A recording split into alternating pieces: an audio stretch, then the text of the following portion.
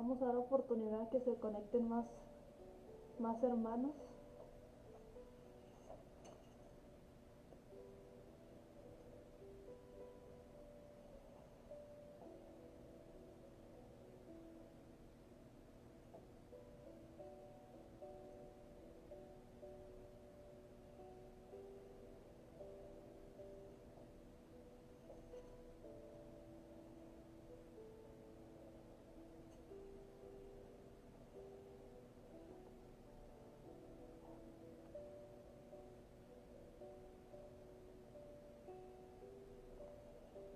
Bueno, amén.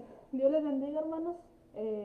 Estamos aquí transmitiendo desde casa debido a este clima, a que ha habido mucha corte de energía en varios municipios, en varias partes del estado.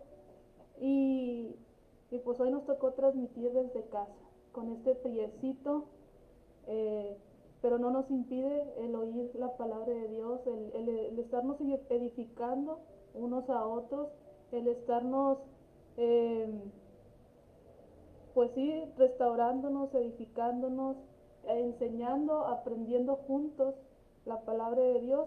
Y vamos a estar como todos los martes, vamos a continuar con nuestro estudio ahí con el libro de Nehemías, en el capítulo 3.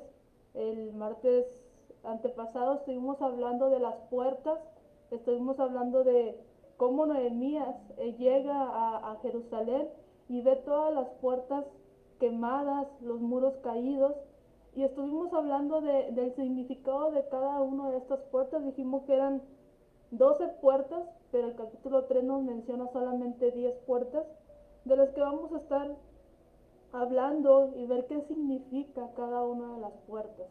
Vimos lo que es la puerta de las ovejas, vimos lo que es la puerta del pescado. Dijimos que la puerta de las ovejas significa, nos habla de ser formados, de ser capacitados y de ser marcados por el Espíritu Santo. Y la puerta del pescado nos habla del servicio, de la misión que Dios nos encomendó a ser pescadores de hombres. Dice ahí una porción de la palabra donde Él manda hablar a sus discípulos y les dice: síganme y yo los haré. Ya no serán más pescadores para el hombre, van a ser pescadores míos y van a traer almas a lo que es a los pies de Jesucristo. Y vamos a leer ahí unos versículos. Vamos a leer ahí Nehemías capítulo 3, versículo 6. Del 6 al 10 vamos a estar viendo. Dice así la palabra de Dios: con la autoridad del Padre, del Hijo y del Espíritu Santo. La puerta vieja fue restaurada por Joiada, hijo de Pasea, y Meselam, hijo de Besodías. Ellos la enmaderaron y levantaron sus puertas con sus cerraduras y cerrojos. Junto a ellos restauró Melatías, Gabonita, y Jaadón, Meronotita, varones de Gabaón y de Mizpa, que estaban bajo el dominio del gobernador del otro lado del río. Junto a ellos restauró Uziel, hijo de Araía, de los plateros, junto al cual restauró también Ananías, hijo de un perfumero.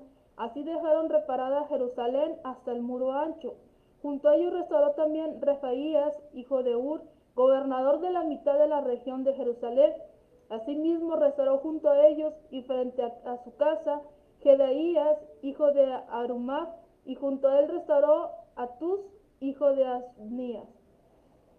Bueno, vemos aquí varios nombres que fueron, como decíamos, fueron escritos en este capítulo de todas aquellas personas que decidieron participar en la reconstrucción de la ciudad de Jerusalén, en la reconstrucción de los muros, y de una u otra manera Dios quiso dejarlos escritos en su palabra para ver todas aquellas personas que dispusieron en su corazón el ayudar a Nehemías a levantar la ciudad.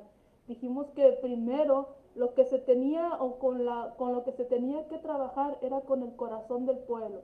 Para poder empezar la restauración física de la ciudad, primero había que empezar con la restauración espiritual de la condición en la que se encontraba el pueblo, porque muchos se dieron por derrotados, muchos se dieron o se conformaron ver la ciudad así y no decidieron o no tuvieron esas ganas de volver a restaurar la ciudad.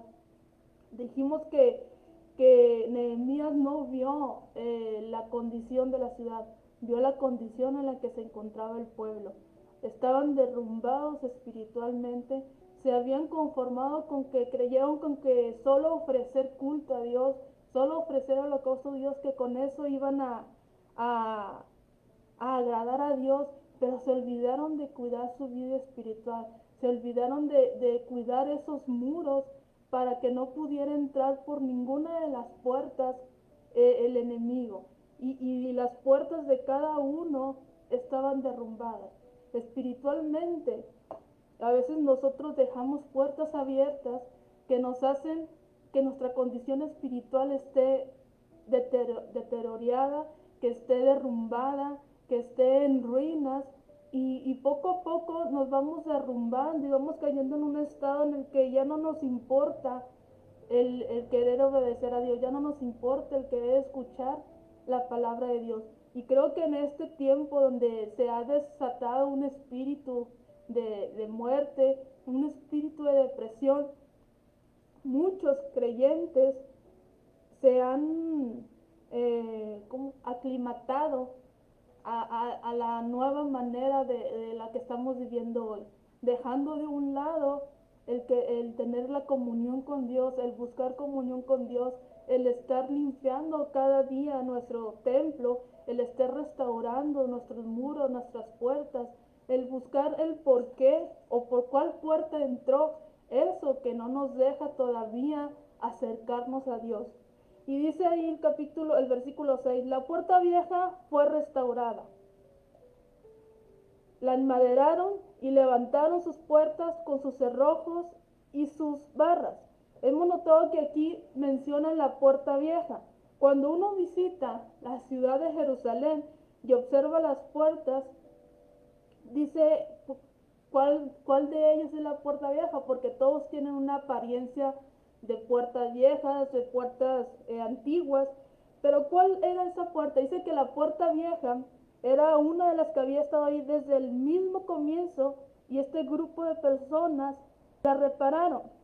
¿Cuál es esa puerta vieja? Fíjese, dice Jeremías 6:16, nos comunica. Dice, así dijo el Señor, paraos en los caminos, mirad y preguntad por las sendas antiguas, cuál sea el buen camino, andad por él y hallaréis descanso para vuestras almas. ¿Qué nos está diciendo Jeremías? Regresa al principio, regresa al diseño original que Dios estableció desde un principio cuando creó todas las cosas. Dice, nosotros estamos viviendo en un día que todos estamos interesados por cosas nuevas, todos estamos interesados por lo último que salió a la moda, por la marca, por el último celular, por el último iPhone, el último, todo lo que esté de moda. Hoy el mundo está interesado por esas cosas. Y no importa cuánto cuesten, no importa si te endeudas, pero tú tienes que tener eso porque todos lo tienen, es lo que está a la última moda. Entonces la sociedad es un consumo que poco a poco nos va arrastrando a adaptarnos a cómo vive el mundo de hoy. Dice, en nuestro tiempo todo cambia con gran rapidez y no nos da realmente tiempo para adaptarnos a los cambios. Y es esta búsqueda constante por algo nuevo lo que frecuentemente conduce a muchos a la frustración, a un callejón sin salida. En esta carrera de querer tener más, de querer tener más cosas materiales, de querer tener lo último de la moda, va creando una frustración que nos va alejando de Dios. Cuando nos empezamos a interesar más por las cosas materiales, nos vamos alejando de Dios. ¿Por qué? Porque ya no tenemos tiempo para Dios, porque nos estamos esforzando tanto en trabajo, en sacar dinero de donde sea, para poder tener lo mejor. Y olvidamos que lo mejor que tenemos es Dios, que lo mejor que tenemos es una vida en comunión con Dios. Cuando uno está en una vida en comunión con Dios, estás contento con lo que tienes, porque nada más te hace falta, porque tú tienes a Dios, y es lo único que necesitamos. Dice que Él va a suplir cada una de nuestras necesidades, y Él sabe de lo que tenemos necesidad. Si Él no te da un carro nuevo es porque aún no es tan importante para Él. Lo importante que Dios quiere es que estemos en comunión con Él, y más en estos tiempos. Más en estos tiempos en que ha habido muchas muertes, y Dios nos está dando de una u otra manera, nos está avisando que nos preparemos, que revisemos nuestros caminos, que nos paremos en los caminos y preguntemos por las sendas antiguas. ¿Cuáles son las sendas antiguas? Aquellas donde los profetas se buscaban tener esa comunión con Dios, donde los profetas buscaban el obedecer a Dios, donde el pueblo de Dios clamaba a Dios, lo adoraba, pero con un corazón sincero. Dice ahí Mateo 11, del 28 al 30, venid a mí todos los que estáis cansados y cargados, y yo os haré descansar. Tomar mi yugo sobre vosotros y aprender de mí, que soy manso y humilde de corazón, y hallaréis descanso para vuestras almas, porque mi yugo es fácil y mi carga ligera. Cuando estamos en Dios, cuando estamos en comunión con Dios, cuando estamos en obediencia a Dios, cuando confiamos en Dios, cuando nuestra lealtad está en Dios, dice, mi yugo es fácil y mi carga es ligera. Y en Él vas a hallar el descanso. En él vas a encontrar todo lo que necesitas, no necesitas más. Si Dios es lo que tienes ahorita, es porque así Dios lo quiere. No es necesario esforzarte y pasar horas en el trabajo, cansancio, estrés, para obtener las cosas. Las bendiciones de Dios vienen por la obediencia a Dios. Pero si tú estás obteniendo bendiciones por tu trabajo, eso no es de Dios. Eso es porque tú estás trabajando. Pero las bendiciones de Dios son eternas. Las bendiciones de Dios son para siempre. Cuando tú te pones a obedecer a Dios, Él te bendice, y no es para un ratito, es para siempre. Pero cuando tú estás haciendo las cosas mal y estás trabajando tanto y te vas descuidando de Dios, vas dejando a un lado la comunión con Dios, el diablo viene y te quita todo, de un día para otro. Dice, en este sentido, necesitamos volver a los senderos antiguos, es decir, a los preceptos y normas de la palabra de Dios, para vivir en conformidad, para vivir en paz, para vivir en armonía, para vivir en la voluntad de Dios. Porque dice, tales senderos antiguos, además de ser antiguos, son atemporales. O sea, que son para siempre. Los senderos antiguos, los preceptos de la palabra de Dios, lo que fue al principio. No ahora que hay muchas doctrinas, hay muchas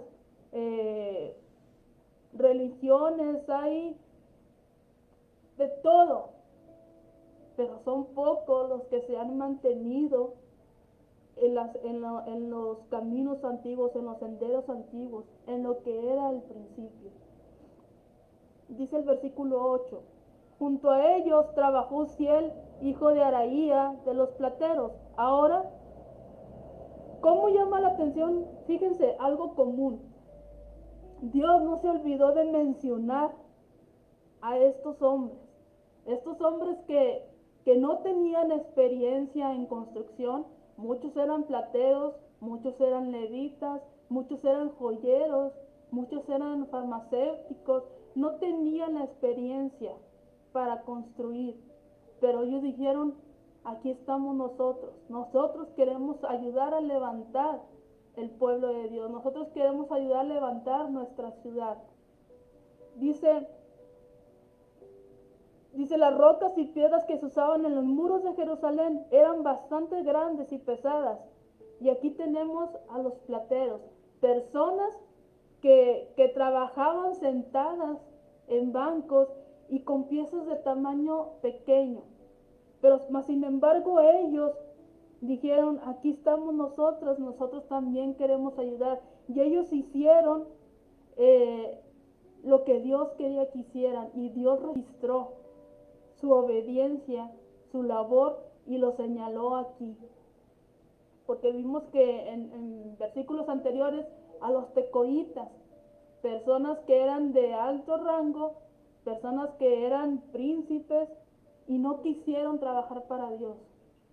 Ellos no quisieron, y también Dios lo registró. Decíamos, qué bonito que digan, aquí está la hermana Ruth, una persona que quiso obedecer, que oyó al llamado de Dios. Y que no diga la hermana, que diga, aquí está Ruth, una persona que no quiso trabajar para el servicio de Dios. Dios tiene todo registrado. Decíamos que a Dios nada se le escapa. Dice ahí en el 8 también, con quien colaboró también Ananías, hijo de un perfumero. Y así terminaron la reparación de Jerusalén hasta el muro ancho. Decíamos que cada quien iba construyendo el muro frente a su casa, frente a donde vivía. Dice que lo ayudó Ananías, que era hijo de un perfumero. Dice, podemos decir que esta era una persona farmacéutica que trabajaba con plantas, con hierbas, mas nunca había agarrado una piedra para construcción, y lo encontramos aquí trabajando con estas grandes y pesadas piedras, y Dios también tomó nota de ello y lo mencionó aquí en su palabra. Dice, es bueno apreciar a estas personas que se dedicaron realmente a la obra del Señor Jesucristo, a pesar de tener que realizar tareas tan diferentes a su profesión habitual, y para lo cual quizás no estaban físicamente preparados. Sigue diciendo ahí el versículo 12, junto a ellos trabajó en la restauración Salum, hijo de Aloes, gobernador de la mitad de la región de Jerusalén, él con sus hijas. Vemos que este hombre quizás no tenía hijos varones, pero tenía hijas, mujeres que quisieron también tener la oportunidad de aportar para la obra de Dios, mujeres que no les importó el trabajo pesado. Ellas dijeron, aquí estamos nosotros también queremos ayudar a levantar la obra de Dios, y Dios también registró este acto en la palabra de Dios. Dice el versículo 13, la puerta del valle la restauró Anún con los habitantes de Zanoa. Ellos la reedificaron y levantaron sus puertas con sus cerrojos y sus barras, y 450 metros de muro hasta la puerta del muladar. Dice que esta puerta era la que permitía la salida de la gente que estaba en Jerusalén hacia abajo, en dirección del valle, la puerta del valle. Dice, y podía haber estado en cualquier lado de la ciudad, porque era necesario descender al valle para salir de Jerusalén. Y figurativamente hablando, esa es la puerta a través de la cual muchos, nosotros, somos llamados a salir, por la puerta del valle. Recuerden que el rey David menciona ahí en el Salmo 23, nos dice que, dice el rey David, el pensar en esta puerta nos recuerda el valle de la sombra de muerte, y creemos que todos estamos caminando en esa dirección. Nos lo menciona el rey David ahí en el Salmo 23, y en nuestra vida es como si nosotros estuviéramos caminando por un paso estrecho, por una pared entre dos montañas, y el camino es estrecho. Dice, a medida que uno va descendiendo por él, se va haciendo cada vez más estrecho, hasta que si el Señor no viene antes, uno cruzará esa puerta. Dice, pero esa puerta también tiene su lado práctico, es la puerta de la humildad. Dios muchas veces nos tiene que guiar por medio de problemas, de dificultades, para enseñarnos lecciones, para hablar a nuestro corazón. Dice una porción de la palabra de Dios, te llevaré al desierto para hablar a tu corazón, porque es a través de cuando pasamos muchas a veces dificultades, situaciones difíciles, que Dios siempre nos quiere enseñar algo. En lugar de quejarnos y preguntarle, pero ¿por qué me está pasando esto? ¿Pero por qué me sucedió esto? Siempre dígale, Señor, ¿qué me quieres enseñar con esto? ¿Qué quieres que yo aprenda a través de esta situación que estoy pasando? Mire, estas personas, estos profetas, eh, escribas de los que hemos estado hablando como Esdras, Nehemías, Isaías, no hay ningún versículo donde ellos se quejen por la situación que estén pasando. Al contrario, siempre ellos le preguntan a Dios qué es lo que me quieres enseñar o qué es lo que tengo que hacer. Debemos de tener siempre un corazón dispuesto al servicio de Dios, un corazón dispuesto a la obediencia a Dios. Se nos dice que la fe se desarrolla en nosotros a través de virtudes y una de ellas es la humildad de corazón. Al corazón humilde Dios lo enaltece, mas al que está al soberbio dice que lo mira de lejos. Entonces dice en la carta de los Colosenses, Pablo le dijo que deberían vestirse como escogidos de Dios, como con humildad y mansedumbre. Dice, esto es algo que uno no puede cultivar por su propio esfuerzo humano. Tiene que venir de adentro, es decir, tiene que estar ese fruto del Espíritu Santo en cada uno de nosotros, la humildad y la mansedumbre. Fíjate, esta puerta del valle, ¿qué nos quiere enseñar? Dice, nos habla de la humildad y la mansedumbre. Según Nehemías 3:13. Dice Nehemías 3:13, la puerta del valle la restauró Anún con los moradores de Zanoa. Ellos la reedificaron y levantaron sus puertas con sus cerraduras y sus cerrojos y 1000 codos del muro hasta la puerta del muladar. Esta puerta nos habla de la humildad y de la mansedumbre que debe de haber en cada uno de nosotros. Y como nos lo dice el apóstol Pablo, que nos vistamos como hijos de Dios, como con humildad y mansedumbre. Hay una reflexión, creo que ya la hemos dicho varias veces, pero la vamos a recordar. Dice que se cuenta de la historia de cierto joven predicador que estaba estudiando para entrar al ministerio y que lo habían invitado a predicar. Dice que este joven nunca lo había hecho, pero como tenía mucha teoría, había estado estudiando varios años para ser pastor y era el mejor, dice que era el mejor de su clase. Dice que él no sintió la necesidad de prepararse, de preparar un buen sermón, de preparar un buen mensaje. Dice, entonces cuando subió al púlpito, cuando ya le tocó predicar y subió al púlpito, subió con una actitud de suficiencia y observó a la congregación. Tomó el sermón que él había preparado, pero cuando él sube al púlpito y ve a toda la congregación, dice que todo se empezó a tener entorno de confusión.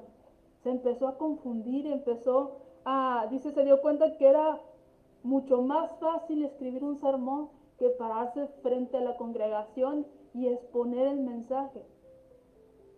Entonces dice que se asustó bastante y olvidó todo lo que había estudiado en todos los años.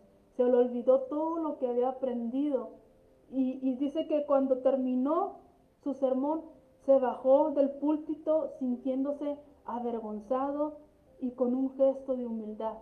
Entonces dice que había una ancianita ahí observándolo, y cuando ya terminó la predicación, cuando terminó el servicio, la ancianita se le acerca y le dice, joven, si usted hubiera subido al púlpito en la forma en la que bajó, entonces usted hubiera bajado en la forma en que subió.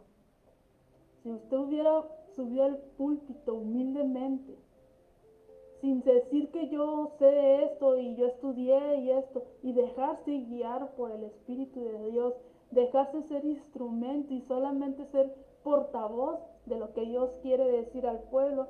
Dice, usted se hubiera bajado cómo se subió, orgulloso, se hubiera bajado contento de que el pueblo pudo ser edificado. Dice, usted bien sabe que Dios nos matricula con frecuencia en la escuela de la humildad, y esa es la puerta por la cual muchos y todos debemos de pasar, por la puerta de la humildad. ¿Cómo? De que nosotros no sabemos más de lo que Dios nos quiere mostrar, de que no es por nuestra inteligencia, sino por lo que Dios nos da. No es que sepamos mucho, es por lo que Dios nos da a entender, siempre y cuando uno se deje guiar por el Espíritu Santo. Y cuando uno, como dice esta reflexión, esté en humildad y en mansedumbre. Sigue diciendo ahí el versículo 14, reedificó la puerta del muladar. Malaquías, hijo de Recab, gobernador de la provincia de Bet-Aquerem, él la reedificó y levantó sus puertas, sus cerrojos y sus barras. Y esta puerta del muladar era muy importante porque significaba la salubridad de la ciudad. No se habla mucho sobre ella, pero vamos a ver esta puerta, ¿qué nos quiere enseñar Dios a través de esta puerta? Dice que a través de esta puerta aventaban todos los desechos, toda la basura, aventaban toda la basura que había en Jerusalén. Por esta puerta salían todos los desechos. Dice, de paso podemos decir que la puerta del muladar es la que uno debe utilizar hoy para llegar al muro de los lamentos en Jerusalén. Es la puerta que hoy en la actualidad se usa para llegar al muro de los lamentos de la ciudad de Jerusalén, pero antes se usaba para sacar todos los desperdicios y la basura de la ciudad. ¿Qué significa esta puerta del muladar? Dice, nos habla de sacar lo impuro y despojarnos del viejo hombre. Dice, pero en los días de Nehemías estaba situada en el ángulo suroeste del monte de Sión. Por la puerta del muladar se sacaban los desperdicios y la basura. Ahora, en nuestras vidas cristianas se puede acumular la basura. Y el apóstol Pablo nos dice ahí en 2 Corintios 7:1, por tanto, amados, teniendo estas promesas, limpiémonos de toda inmundicia del cuerpo y del espíritu, perfeccionando la santidad en el temor de Dios. Cada día, como lo hemos estado diciendo en repetidas ocasiones, hay que estarnos limpiando y sacando todos esos desperdicios y toda esa basura que nos impiden tener comunión con Dios, que nos impiden sentir esa libertad, esa paz de trabajar con Dios, de hablar con Dios, de vivir una vida en obediencia. Esa puerta, dice Pablo, trató este tema de la vida cristiana tanto como cualquier otro. Tenemos que reconocer que necesitamos confesar nuestros pecados a Dios. ¿Cómo? Con un corazón sincero. Lo hemos dicho, no podemos esconder nada de Dios. A Dios no le podemos esconder nada. Es más fácil decirle tal y como pasaron las cosas, o qué es lo que estamos sintiendo, o por qué no nos acercamos a Él, qué nos lo está impidiendo. Día con día hay que estar confesando nuestros pecados, hay que estar sacando la basura y los desperdicios a través de esa puerta. Dice, una confesión honesta es el medio por el cual eliminamos la basura. Recordemos las palabras ahí en 1 Juan 1:9. Si confesamos nuestros pecados, Él es fiel y justo para perdonar nuestros pecados y limpiarnos de toda maldad. ¿Cuándo voy a ser libre? ¿Cuándo voy a ser limpio? ¿Cuándo voy a sentirme limpia delante de Dios? Cuando confiese mis pecados, dice, con toda humildad, con una confesión honesta. Entonces esta puerta es por la cual se sacaban los desperdicios y la basura. en lo espiritual significa saca todo lo impuro y despójate del viejo hombre. Y sé ese nuevo hombre, esa nueva mujer de la que Dios quiere trabajar y quiere perfeccionar su obra a través de su Espíritu Santo. Continúa diciendo ahí en el versículo 15, Salum, hijo de Colosé, gobernador de la región de Mizpa, restauró la puerta de la fuente. Él la reedificó, la enmaderó y levantó sus puertas, sus cerrojos y sus barras. También el muro del estanque de Siloé, junto al huerto del rey, hasta las gradas que descienden de la ciudad de David.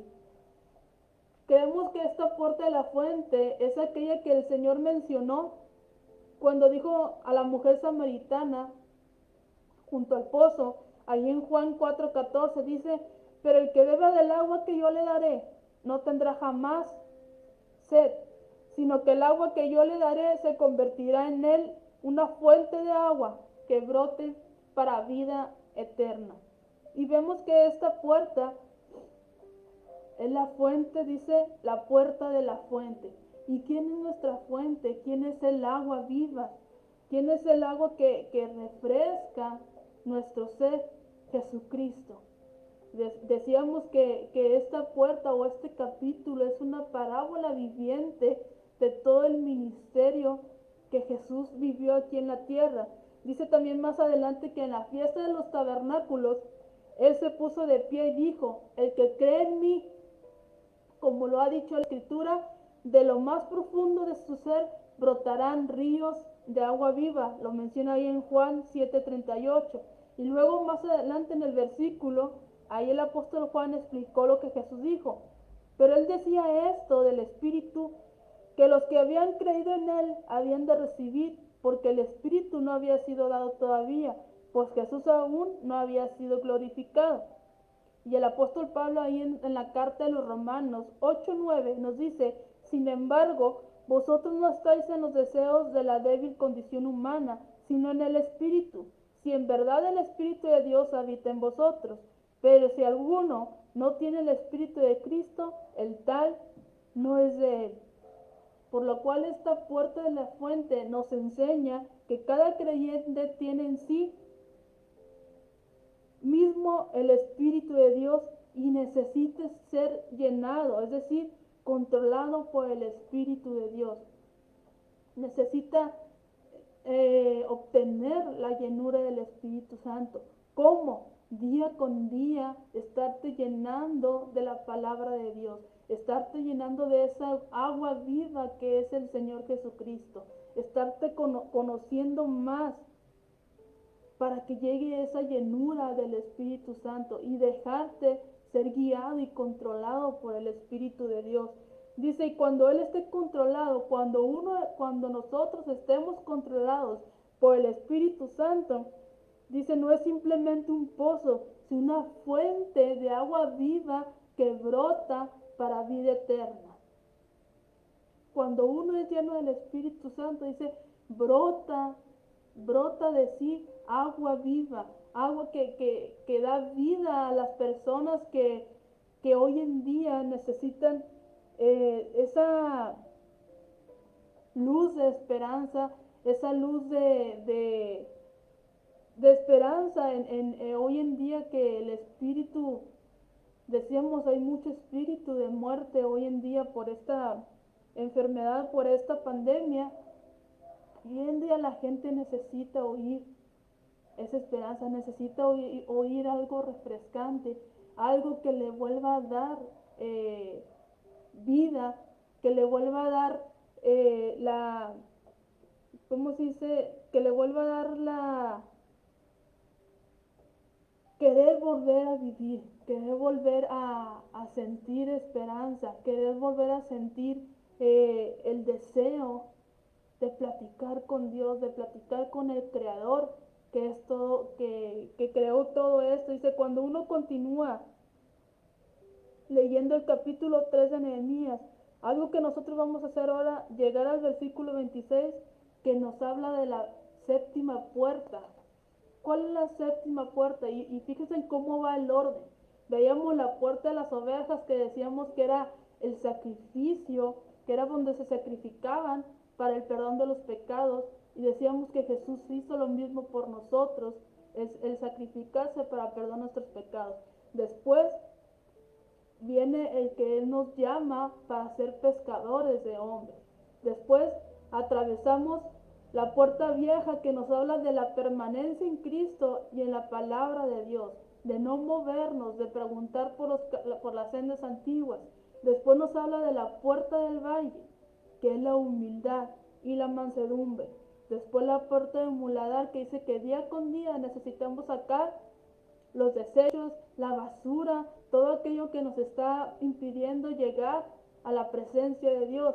Después hablamos de la fuente, que nos habla de un fluir del Espíritu Santo y de la limpieza. Y ahorita vamos a llegar a la puerta de las aguas, que nos habla de limpiar a otros. Ya nos limpiamos nosotros a través de la puerta de la fuente. Ya nos limpiamos nosotros a través de la puerta del muladar. Ahora nos toca ayudar a otros a limpiarlos. Dice Pablo, dice la puerta de las aguas. Los sirvientes del templo que habitaban en Ofel trabajaban en la restauración hasta el frente de la puerta de las aguas al oriente y la torre que sobresalía. Ahora, esta puerta de las aguas se utilizaba para introducir agua a la ciudad. Había un acueducto, dice, que traía algo de agua, pero no toda provenía de ahí. El resto del agua era traída por la puerta de las aguas. Ahora, ¿de qué nos habla esta puerta de las aguas? Pensamos, dice, que la puerta de las aguas nos habla de la palabra de Dios. Y aquí es donde Esdras instaló un púlpito. Y lo vamos a ver más adelante en este libro.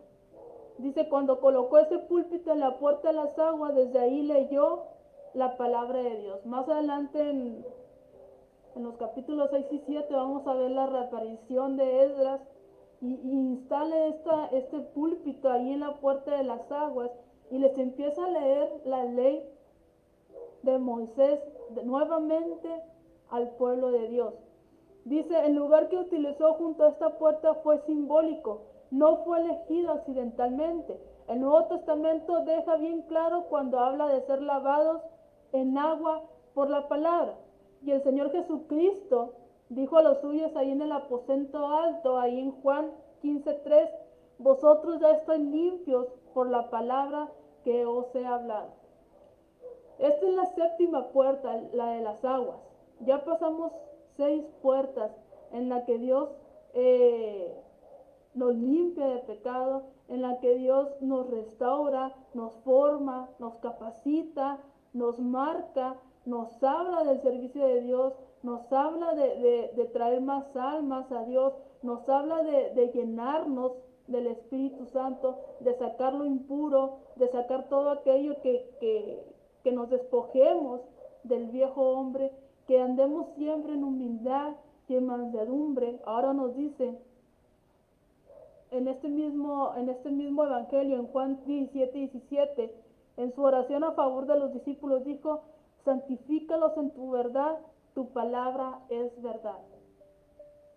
De modo que la puerta de las aguas dice que es un símbolo de la palabra de Dios y nosotros somos purificados por el agua de la palabra.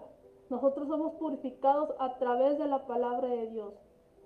¿Cómo necesitamos ser limpiados?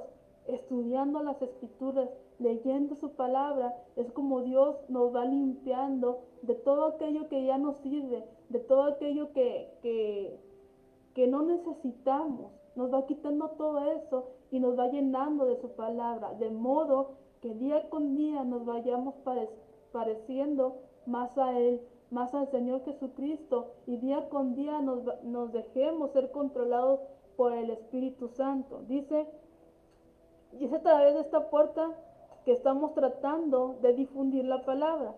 El salmista, ahí en el Salmo 119, hizo una pregunta y presentó la respuesta. Dice, ¿cómo puede el joven guardar puro su camino?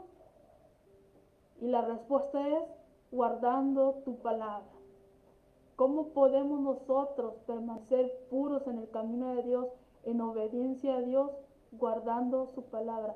Y no solamente guardándola, sino compartiéndola a las demás personas que quizás se encuentren en la misma situación que nosotros estuvimos antes de venir a los pies de Dios y necesitan también ser restaurados. Dice, el hecho sorprendente fue que la puerta de las aguas no fue reparada, aparentemente, cuando las otras puertas y murallas fueron derribadas. La puerta de las aguas permaneció intacta. La puerta de las aguas no necesitó ser reparada. Trabajaron en la restauración, dice, hasta frente a la puerta de las aguas del oriente. Mas no dice que fue restaurada esa puerta, porque esa puerta permaneció intacta. Dice, no necesitó ningún trabajo de reparación. ¿Por qué? ¿Qué nos quiere decir esto? ¿Por qué la puerta de las aguas, que es símbolo de la palabra de Dios, permaneció intacta y no necesitó nada de restauración, no necesitó que fuera cambiada, que le hicieran nuevos cambios? ¿Qué nos quiere decir esto? Que la palabra de Dios no necesita ninguna reparación. La palabra de Dios siempre permanece intacta. La palabra de Dios no necesita ser reparada, porque tal cual la dejó nuestro Señor Jesucristo, así debe permanecer intacta. No necesita de ninguna reparación. Dice, algunas personas hoy consideran importante probar que la Biblia es la palabra de Dios, y hay otros también que se dedican a probar que la Biblia no es la palabra de Dios. Pero desde un principio ha habido muchas personas, ateos principalmente, en dedicarse a sacar pruebas que lo que la Biblia dice es mentira. Sin embargo, no necesitamos nosotros probar nada. La misma palabra se defiende por sí sola.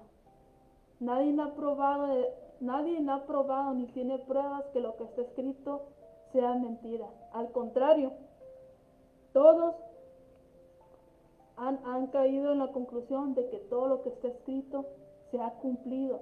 Todo lo que está escrito es verdad. Y nuestro trabajo es difundirla, nuestro trabajo es proclamarla, y que el Espíritu de Dios se encargue de lo demás. El Espíritu de Dios se va a encargar de hablar a la vida de las personas. Dice, hemos llegado a la conclusión que la Biblia es en efecto la palabra de Dios. Esa palabra no necesita de nuestro apoyo. Ella se cuida y se protege a sí misma. Ella permanece intacta. Se han destruido muchos libros, se han sacado muchos libros, pero la palabra de Dios nunca ha podido ser destruida, nunca ha podido ser quitada de las librerías. Y hemos oído muchos testimonios donde hay incendios, hay accidentes en los cuales va alguna Biblia, y es exactamente la palabra de Dios que permanece intacta. Dice, ha sido y es la palabra de Dios a través de los siglos. Necesita ser entregada y divulgada. Y como aquella puerta de las aguas no necesita ninguna reparación, y por supuesto no necesita que la apuntalemos con nuestros esfuerzos humanos. Todo lo que el Señor nos pide es que difundamos su palabra, que prediquemos su palabra, que la llevemos a toda criatura, y Él se va a encargar de que esa semilla que quede sembrada, tarde o temprano va a tener que empezar a florecer, tarde o temprano va a tener que empezar a incomodar esa tierra para que empiece a salir el fruto. Continúa diciendo ahí en Nehemías 3:28 al 32, dice, desde la puerta de los caballos restauraron los sacerdotes cada uno frente de su casa. Después de ellos restauró Sadoc, hijo de Immer, enfrente de su casa, y después de él restauró Semaías, hijo de Secanías, guarda de la puerta oriental. Tras él, Ananías, hijo de Selemías, y Anún, hijo del sexto de Salaf, restauraron otro tramo. Después de ello restauró Mesalum, hijo de Berequías, enfrente de su cámara, Y después de él restauró Malaquías, hijo del platero, hasta la casa de los sirvientes del templo y de los comerciantes enfrente de la puerta del juicio y hasta la sala de la esquina. Y entre la sala de la esquina y la puerta de las ovejas restauraron los plateros y los comerciantes. ¿Cuál es la puerta de los caballos? Dice, desde la puerta de los caballos trabajaron en la restauración los sacerdotes, cada uno frente a su casa. ¿De qué nos habla entonces esta puerta de los caballos? La puerta de los caballos nos habla de vencer y que puedo llevar a otros a ser vencedores. Nos habla de vencer y yo puedo ayudar a otros a que sean vencedores al igual que nosotros. Dice, el caballo era un animal que se utilizaba para la guerra. El caballo era especialmente para los guerreros cuando salían a la guerra. Dice en Zacarías 1:8, menciona a un hombre que iba montado en un caballo rojo. Dice, detrás de él iban caballos rojos, castaños y blancos. Y en Apocalipsis 6:4 nos dice, entonces salió otro caballo rojo, y al que estaba montado en él se le concedió quitar la paz de la tierra, y que los hombres se mataran unos a otros, y se le dio una gran espada. Estos caballos simbólicos y son poderes haciendo la guerra. Ahora, cuando el Señor Jesucristo entró a la ciudad de Jerusalén montado en un pequeño asno, Él estaba demostrando que era humilde al montar en un pollino, como creemos nosotros. Pero en aquellos tiempos el burro era el animal sobre el cual montaban los reyes. El burro era el animal sobre el cual montaban los reyes, y en aquellos días no era considerado un animal humilde. Los hombres solo montaban en caballos, dice, en tiempos de guerra, y los caballos eran un símbolo de guerra. El asno era considerado un animal que era montado solamente por los reyes. Es por eso que el Señor Jesucristo entra a Jerusalén montado en un asno. Dice, la puerta de los caballos nos habla del servicio del soldado que tiene el creyente en el día de hoy. En Efesios 2:6 nos dice, y con él nos resucitó, y con él nos sentó en lugares celestiales con Cristo Jesús. Entonces dice que los caballos son los que se utilizan para la guerra, y la puerta de los caballos nos dice que representa el que nosotros salimos vencedores y podemos ayudar a otros a ser vencedores. Dice en Efesios 4:1, os ruego que viváis de una manera digna de vocación con que habéis sido llamados, de modo que, por así decirlo, tenemos nuestra cabeza en lugares celestiales, pero nuestros pies están aquí firmes en la tierra, donde debemos vivir. Y no solo eso, sino que en el capítulo 6:11 en Efesios nos dice, revestidos de toda armadura para que podáis estar firmes contra las acechanzas del diablo.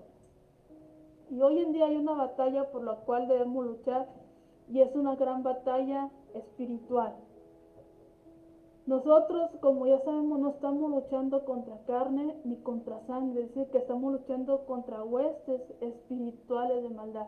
Y hoy en día el mundo está lleno de esos huestes espirituales, tratando de acabar con la mayor parte de las personas. Y lo triste es que casi la mayoría se fueron conociendo de Dios, sí, porque Dios no es injusto, pero la mayoría se fueron olvidándose de Dios. Qué bueno que podríamos decir que se fueron que están descansando con Dios, pero no es así. Muchos soldados cayeron en la batalla, dejaron de pelear, se olvidaron de Dios, se olvidaron de rendirle el culto, de rendirle obediencia a Dios. Y es lo triste que muchas personas que hoy en día están muriendo, lamentablemente no podemos decir que están descansando en paz. Dice, nosotros no estamos luchando contra carne ni sangre, sino contra fuerzas espirituales malignas que tienen mando, autoridad y dominio sobre un mundo lleno de oscuridad. El apóstol Pablo en su día dijo precisamente esto en 1 Corintios 16:9. Se me ha abierto puerta grande para el servicio eficaz y hay muchos adversarios. Hoy en día hay muchos adversarios para que la palabra de Dios pueda ser predicada. Estaba viendo ahí un documental en donde en China se dio la orden de acabar con todas las iglesias cristianas y están siendo derrumbadas y están siendo quemadas. Y cualquier persona que ellos vean que está predicando la palabra de Dios como lo estamos haciendo ahorita a través de redes sociales, se ha dado la orden de ser asesinada. Hoy en día la palabra de Dios está recibiendo muchos impedimentos para que pueda ser expandida por todo el mundo. Pero dice, el apóstol Pablo también le dijo a un joven predicador: sufre las penalidades conmigo como buen soldado de Jesucristo. Cuando uno presta su corazón a Dios, al servicio de Dios, va a haber muchos impedimentos, va a haber muchas oposiciones como la tuvo Nehemías, va a haber mucha gente que va a tratar de derrumbarte. Pero el apóstol Pablo le dice a Timoteo: sufre las penalidades conmigo. Y sabemos que el trabajo en Dios nunca va a ser en vano. Dios va a recompensar a cada uno según con el corazón que uno le esté sirviendo. Dice, eso nos habla de que usted y yo vamos a enfrentarnos a muchas batallas espirituales en las que tendremos que luchar. Y si usted no está parado con la espada en mano, si usted no está ocupado en la oración, en el ayuno, en el estudio de la palabra, va a ser derribado fácilmente. Dios está buscando personas, está buscando aquellos soldados que quieran pelear con él la batalla, que quieran pelear. ¿Cuál batalla? El ganar todas las almas posibles para Dios, porque sabemos que el tiempo está cerca, que la venida de Cristo está cerca. No es el fin del mundo, sino es el arrebatamiento de la iglesia, en que la iglesia se va a reunir con Dios. Y dice que solamente los valientes arrebatan el reino de Dios. Dice, si usted adopta una posición firme por el Señor en el día de hoy, alguien tratará de derribarlo. Muchos creyentes en Dios en la actualidad están pasando por grandes dificultades a causa de esta lucha espiritual. ¿Cómo podemos mantenernos firmes como lo hizo Nehemías? Obedeciendo a Dios, oyendo su voz, obedeciendo a la voz de Dios, teniendo comunión con Dios. Decíamos que a Nehemías no le impidió su trabajo, no le impidió el tomarse el tiempo de tener comunión con Dios. Dice el versículo 29, después de ello Sadoc, hijo de Immer, restauró frente a su casa, y después él, Semaías, hijo de Secanías, guarda la puerta oriental. Y esta puerta, la puerta oriental, significa, nos habla de la resurrección del Señor en nosotros, de la resurrección, dice, era la primera puerta que se abría por la mañana. ¿Qué nos quiere decir? Lo primero que debemos de buscar por las mañanas es la comunión con Dios, es estar en comunión con Dios. Y dice que en la actualidad esta puerta está cerrada. Muchos piensan que esta es la puerta por la cual pasará el Señor Jesucristo cuando regrese a la tierra. No lo sabemos, pero la Escritura no lo dice. Pero sí dice que pasará por la puerta de oro, que se encuentra en la muralla de la ciudad, sino en el templo. Ahora, la puerta de oro está en el templo, no en el muro de la ciudad. Y aunque esa puerta está cerrada, al día de hoy dice que es la primera que se abrirá por la mañana, cuando nuestro Señor Jesucristo regrese a la tierra. Dice, quizás en la ciudad había personas inquietas que no podían conciliar el sueño por temor a que hubiera enemigos en la oscuridad. Quizás se encontraban paseando de un lugar para otro durante las horas de la noche. Finalmente uno de ellos se levantaría y preguntaría al centinela, ¿cuándo acabará esta noche? Y el centinela contestaría, bueno, todavía está oscuro afuera, pero ya se acerca la mañana. Y nos habla de que sea nuestro primer pensamiento el Señor Jesucristo por las mañanas. Nos habla de que lo primero que hagamos por las mañanas es tener comunión con Dios. Y bueno, nos faltan 3 puertas. Y hasta aquí le vamos a dejar porque ya se nos fue el tiempo. Pero vamos a estar viendo lo que nos falta ya en lo final de este estudio el próximo martes. Y bueno, le doy gracias a cada una de las personas que pudieron conectarse y tomarse el tiempo de estudiar juntos este hermoso libro. Si usted se pone a leer este libro, trae muchas enseñanzas que podemos aplicar hoy a nuestras vidas. Dios bendiga a cada uno de mis hermanos que se tomó el tiempo de escuchar la palabra de Dios. Esperamos que haya sido edificación para sus vidas y que podamos poner en práctica esta palabra de Dios. Y vamos a orar para terminar con este servicio. Padre, en esta hora te damos gracias, Señor.